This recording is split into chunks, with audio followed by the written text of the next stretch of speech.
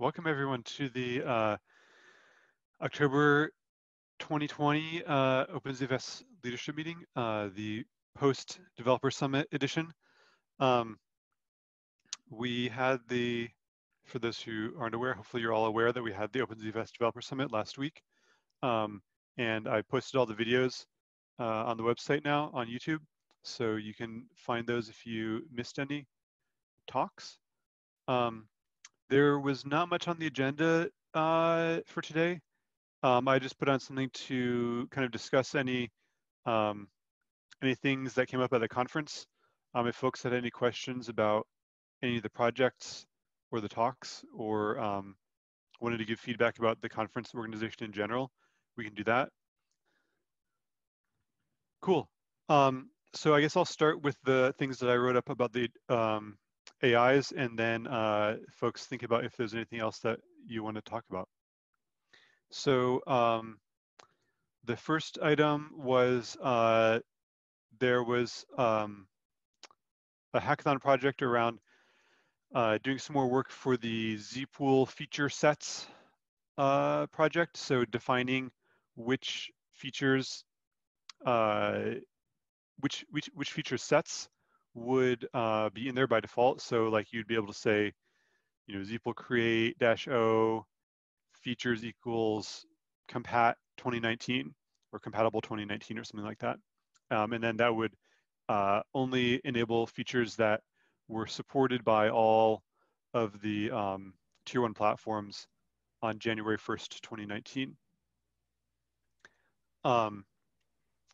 So we need code reviews both for the work from that to kind of verify that those are the right sets of features, and then also for the main PR, which I think I need to take a look at the code, but I think other folks would also maybe like to take a look at that.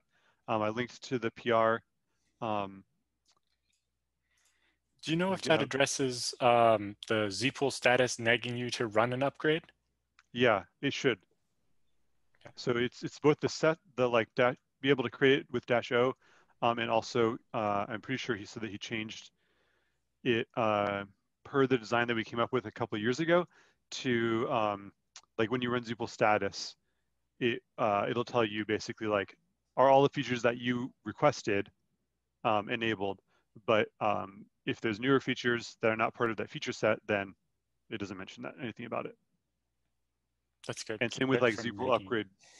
Yeah, same with like zpool upgrade -a, it'll only enable features that are in the requested feature set. Right, so if you're in compat 2019 and you want to switch to compat 2020, you just zpool set features equals blah, and then zpool upgrade -a? Yeah, I think so. You might not even need the upgrade -a after that. Right, yeah, I should just set the flags. Yeah. Yeah. That sounds good. So yeah, we can definitely, I'll take a look at that. Cool, thanks, Alan. Other stuff that I wanted to bring up was the DRAID code review. And Brian, maybe you can just mention where you're at with that and what you're looking for as far as the review process. Yeah, sure. You're probably looking for another review from me, but aside from that. Yeah, that's where I'll start. Like a review from Matt would be great. But anybody else who wants to take a look at it, that would be welcome too. The code is all there. I will probably squash it one last time just to make it easier to review. There were some minor fixes, so probably today or tomorrow I'll push an updated version and squash everything. There's a lot of code there to review, so a really detailed review would be a lot of work, so I'm not really asking for that necessarily, although it would be welcome. But if people want to pull it down and test it out, make sure it works for them. I've seen a lot of testing already, but more is always welcome. But I think that would be a good spot to start. Just make sure it, looks good in terms of there's not confusing in terms of documentation and that kind of thing. Detailed code reviews would be welcome, of course, but. Has Mark maybe or anyone else done a detailed code review on it? Yeah, I don't think he's posted anything in the issue, but he's definitely gone over all of the code with me on this. So he's probably needs to go over it again because there have been some bug fixes. and I'm going to keep working with him on it. But we've both gone over the code quite a lot. Cool. Yeah, that's good that at least it's like two people are familiar with all the code in detail. Yes, and it's based on other work people have done. It's based on Isaac's original work, so it's changed a lot since then. But a lot of people have had their hands in it, and a lot of people have contributed fixes for it. So yeah, it's good to have one or two people do detailed review of the final version, right? Yes, absolutely. I would say if people want to focus on particular areas, you could pick one part of it. It touches a lot of the code base. So like maybe just look at how the DRAID implementation, core implementation works, or how it integrates with the rest of the ZFS code. Or the would all be very welcome. documentation. Yeah, documentation, like reading the man page, do you understand how it works, what the trade-offs are, that kind of stuff. That would all be very welcome feedback. Cool. I suppose I could even post a link in the issue maybe to Mark's talk for people wanting to get familiar with the details. Yeah, sounds good. The next item that I had was the block reference tracking design doc. I don't see Powell on the call, but I know we worked with him a little bit during the hackathon to just kind of outline what the data structures and stuff would need to look like. So I think that's kind of the next step for that project is for him to take a look at to put together the design doc and then maybe present that at one of these meetings in a future month.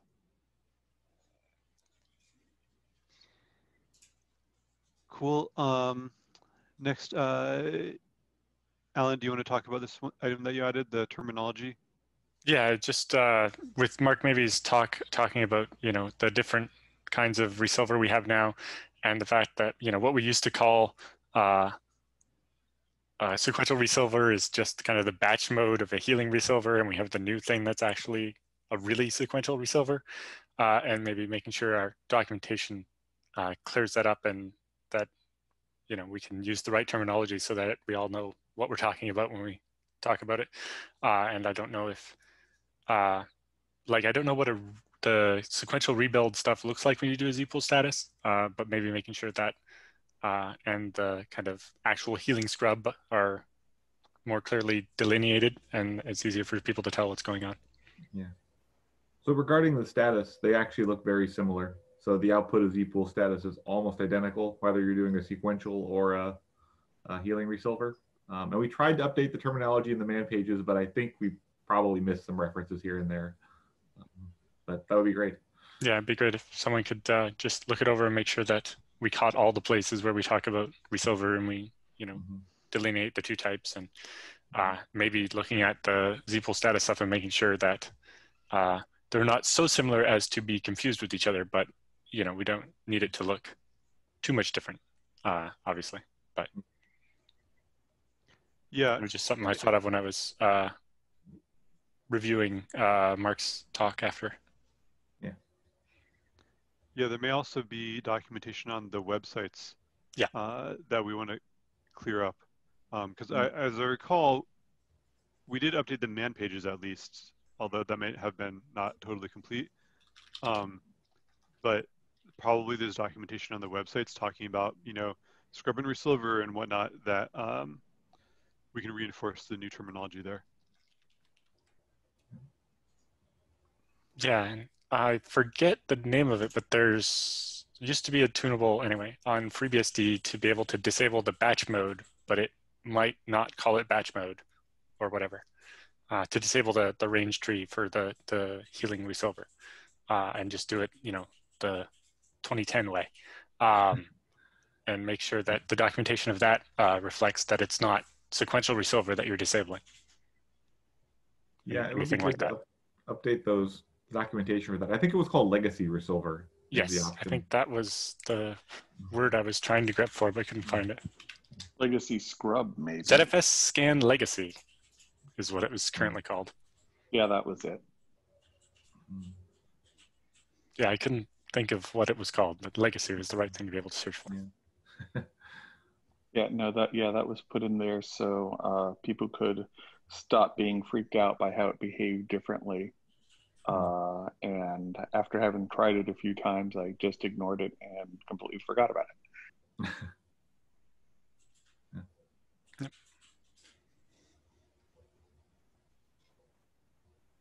Did we lose Matt? Oh, there he is. Sorry, my internet just died. You're back. I guess the next one was also me, the ZDB copy out thing that Jorgen suggested, and I managed to whip up during the hackathon. Yeah, I posted the initial version. I got to look at Brian's feedback. I think we also want to do the long ops thing to it, but maybe that be a separate review just because it's not related and it would be a bunch of work that I won't have time for as soon. But yeah, I want to get some test cases added, and Jorgen found that I had missed adding it to a little stir call list or whatever of the flags that shouldn't enable the dump all option. And so, or shouldn't get enabled when the dump all option is set. And so it was trying to copy out random things if you ran some other mode, like trying to look at Metaslabs or something. Yeah. Anything that would enable dump all was also trying to enable the copy code and making it not work correctly. But I fixed that part, but I do still need to add tests, and I think I didn't update the usage message in ZDB. I remember the man page, but not the usage message that's baked into the binary, and a couple other things there. Cool. Thanks for doing that, Alan. Yeah, and then I had the ideas to extend that further. Currently, it just tries to copy out in 1 megabyte chunks, but I think it might make more sense to actually look at the dnode and use the record size so that on error, you'd have the option of writing all zeros or something and being able to say, copy out most of a file where, one of the blocks checksum fails or whatever, and be able to recover the rest of the file at least. I've seen cases where it's like a 20 terabyte VMDK with 2 checksum errors. And, if you try to just use CP, it says that file's not readable. And, you can do stuff with DD or something, but having it just be something you use ZDB for might be interesting there. Or even be able to do something kind of like we have that ZFS send invalid data or whatever it's called. There's one that that's a module parameter, I think, for that. Yeah, but having ZDB be able to do that for while copying out this one file in its own version makes a lot more sense than having a tunable let you do that on the live system. Mm-hmm. So yet another flag for ZDB. Yep. But I think maybe I'll wait until I've done long ops to add that bit. Yeah, good idea. I think you can also do it with -X. There's like a flag that lets you set tunables. Like where you can do like -X, blah blah blah, variable name equals value. So I think that you could do it that way as opposed to a flag, which is, maybe even hackier, but you don't have to like add a new flag. A new plumbing or anything like that. Okay. Yeah. Yeah, we'll see what I can construct to do that, and it'd be interesting to be able to make a test for that too. Yeah, you definitely could. Yeah, like we could make a test image that purposely is corrupted, and since it's a stripe, there won't be another copy or whatever. Something like that. Cool. Well, thanks for doing that, and congratulations. For those that didn't stick around for the hackathon awards, Alan won the first place in the hackathon for his work on ZDB-CP. Cool. Well, that was all that I had on the agenda. Do folks have questions? Are there other things that we should have on our radar of action items, or are there questions or comments about the Developer Summit or any other upcoming work?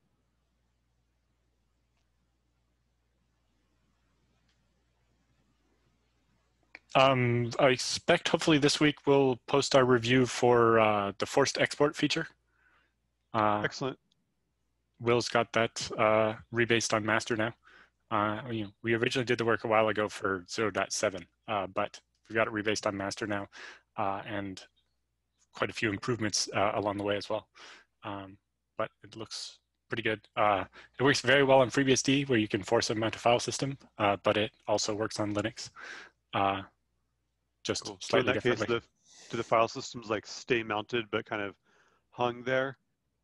I think, yeah, they end up in some kind of state like that. I think the main thing we had to do for Linux was change the ZFS VFS op thing Z unmounted into a tri-state instead of a Boolean to cover the fact that we're going to try to unmount it. It might fail, in which case we need to not remove it from the list of file systems ZFS knows about, so that it doesn't end up in this weird state where then ZFS will fail while trying to do the export because there's still this one file system that's in use. Right. And I think it adds a tunable to be able to force it anyway or something. I forget exactly what the difference is, but because the use case for some of the people using it is they're just doing send receives, so the file system might even be mounted, but they still need to be able to force export. And so there's a tunable to enable the more aggressive mode or whatever. Whereas the default would be you get told that file system's in use, go use LSOF or whatever to kill off everything that's using it, and then you can unmount it. But with the tunable or the module parameter, you can just say leave it in the let ZFS export anyway and leave that file system in that kind of zombie state. Cool. Well, I look forward to taking a look at that code. Yeah, me too. I'll be interested to take a look at it. Yeah, luckily it doesn't involve nearly as many changes to send receive as it used to be able to unwind a send that was in, or a receive that was in progress when the pool was suspended. All right. Which was mostly the fact that the original version changed all that before redacted send and receive was merged. And so since it all had to be rototilled again anyway, it was easier to try to come up with something that was a lot smaller diff. Gotcha. Cool. Other questions about stuff from the Developer Summit?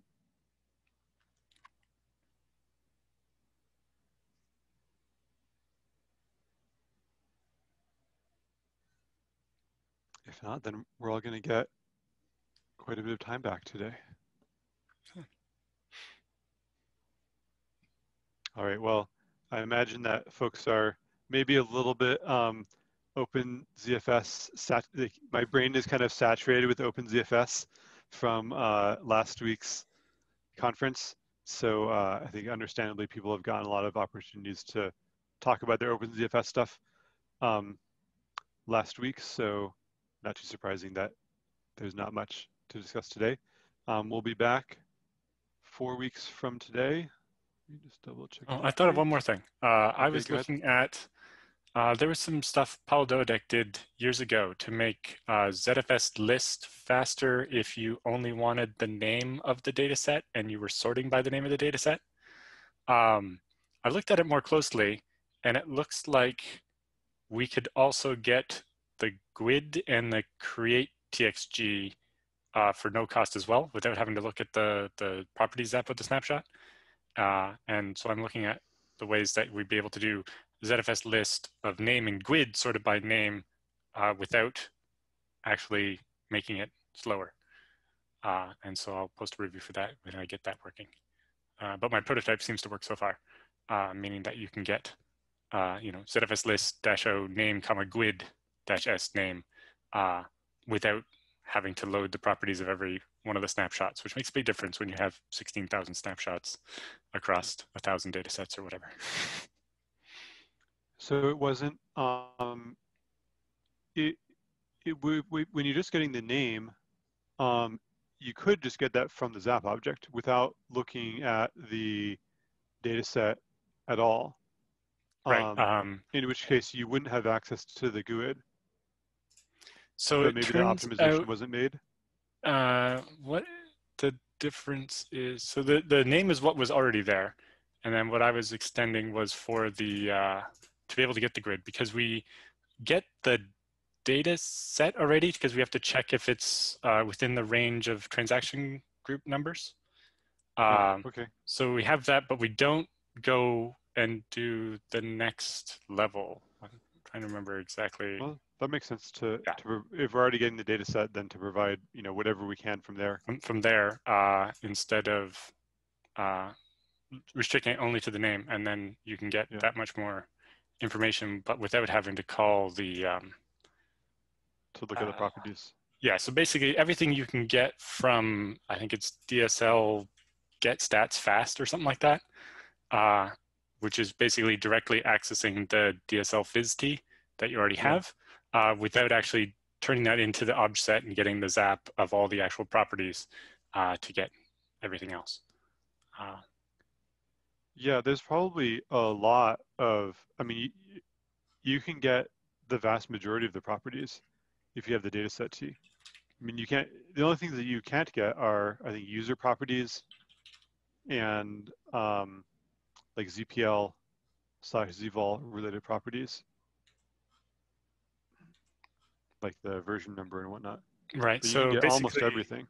Yeah, we can get DSL dataset fast stat, because we have the dataset quickly, but otherwise it ends up calling the objset stat one, which is much slower, because first you have to actually do the objset from dataset.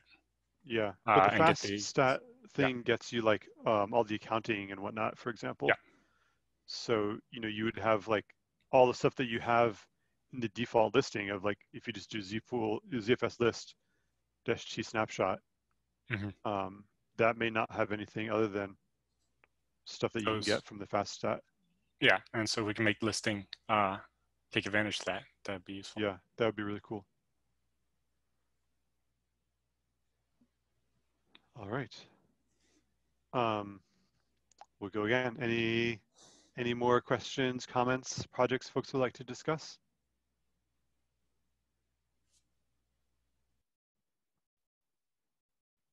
All right, in that case, happy October, and we'll see you 4 weeks from today on November 10th at the later 1 p.m. time.